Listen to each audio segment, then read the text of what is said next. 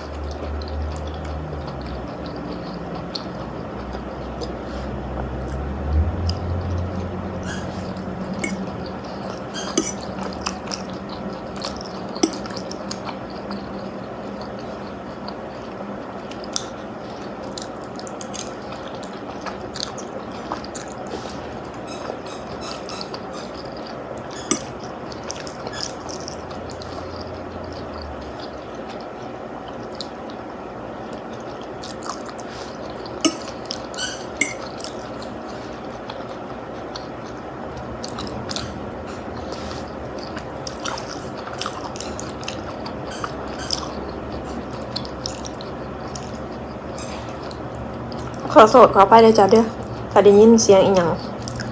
แบบน้องม้าเขาเล่นจ้ะทุกคนจ้ะเล่นของเล่นเขา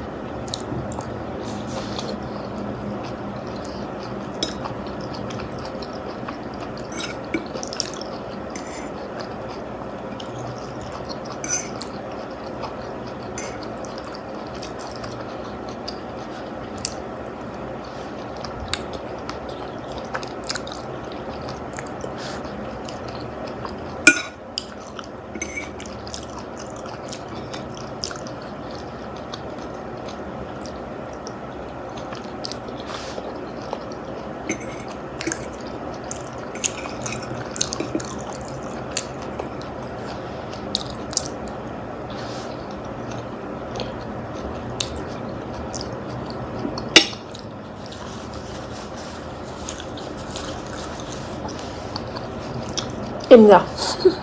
กินไปหมดจ้ะทุกคนจ้ะ